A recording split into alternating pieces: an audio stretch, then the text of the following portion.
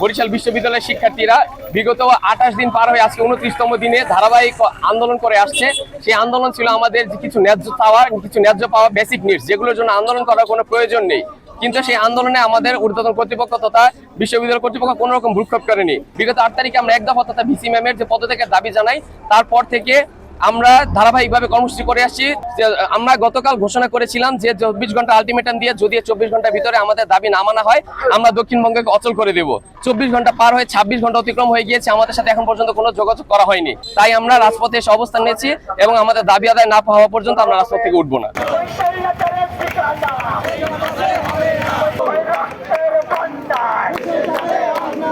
বরিশাল বিশ্ববিদ্যালয়ের শিক্ষার্থীরা দীর্ঘ 1 মাস যাবত আন্দোলন করছে। আমরা কিন্তু রাস্তা অবরোধ করতে চাচ্ছি না বা জনগণের আসলে জনগণের ক্ষতি করে আসলে আন্দোলনটাকে আসলে বাস্তবায়ন আমরা করতে চাই নাই। তার প্রেক্ষিতে আমরা শান্তিপূর্ণভাবে 29 দিন যাবত পর্যন্ত আন্দোলন করেছি। যতক্ষণ পর্যন্ত এই বিচ্ছিন্ন থাকবে, যতক্ষণ পর্যন্ত এই ভিসি স্বৈরাচারী ভিসিকে তাকে তার পদ থেকে যতক্ষণ পর্যন্ত অপসারণ করা না হবে ততক্ষণ পর্যন্ত আমাদের এই ব্লকেট কর্মসূচি চলবে এবং চলমান থাকবে।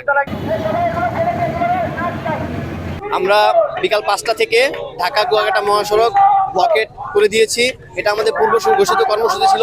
এক দফার পক্ষে এই ফ্যাসিস্ট ভিসি সুতেজ শারমিনকে অপসারণের দাবিতে আমরা আমরণ অনশন কর্মসূচি বিশ্ববিদ্যালয়ের গ্রাউন্ড ফ্লোরেও চলমান রয়েছে। তার পাশাপাশি আজকের এই দক্ষিণবঙ্গ অঞ্চলের যে কর্মসূচি হিসেবেই আমাদের এখানে রাস্তায় অবস্থান নেওয়া, যে পর্যন্ত এই ফ্যাসিস্ট ভিসি সুজিতা শারমিনকে অপসারণ করে নতুন ভিসি নিয়োগ দেওয়া না হবে আমাদের আন্দোলন চলমান থাকবে।